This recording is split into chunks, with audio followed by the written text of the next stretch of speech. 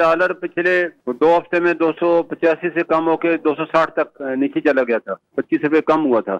और कम होने की वजह यही थी कि जो हुकूमत ने, स्टेट बैंक ने ऐलान किया था जिन एक्सपोर्टरों के डॉलर बाहर पड़े हैं वो लेके नहीं आ रहे, 28 फरवरी तक अगर वो नहीं लेके आए तो हम उनका उस दिन का रेट लगाएंगे जिस दिन सीड फाइल हुई है। तो वो उस दिन का रेट जो था वो 200 से भी कम था। तो वो एक्सपोर्टर बड़े पैमाने में अपने डॉलर सरेंडर कर रहे थे और इसमें सप्लाई और डिमांड बैलेंस थी और जिसकी वजह से इतना रेट बढ़ नहीं रहा था बल्कि कम हो रहा था। लेकिन जो ही 28 की फटे और कल से आपने देखा डॉलर का रेट दोबारा बढ़ना शुरू हुआ है और जिस डिमांड की बड़ी वजह तो वही IMF प्रोग्राम डिले हुआ है और उनके मुतालबे दिन ब दिन बढ़ते जा रहे हैं। शैतान की तरह नए मुतालबा लेके आ जाते हैं। 30 साल में इतने सख्त मुतालबे कभी पेश नहीं की गए।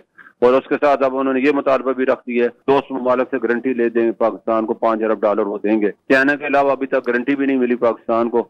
इसके अलावा हज का जो है सीजन शुरू हो चुका है और हुकूमत ने ये ऐलान किया है कि 2 अरब डॉलर हम देने के काबिल नहीं है।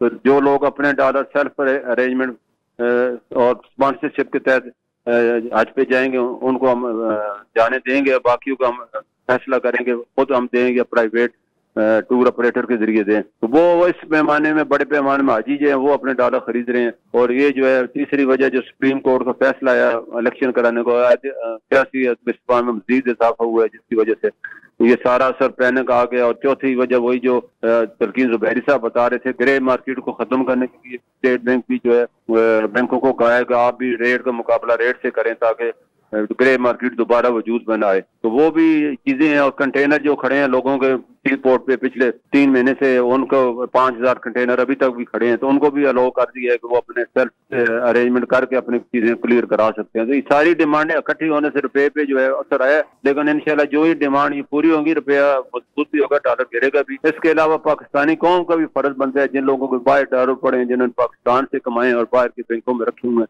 खासतौर पर उन लोगों के जो बड़े बड़े सियासतदान हैं, जर्नैल हैं, ब्यूरोक्रेट हैं, जिनका, उनसे मैं रिक्वेस्ट करूंगा कि वो अपने डॉलर पाकिस्तान को दे।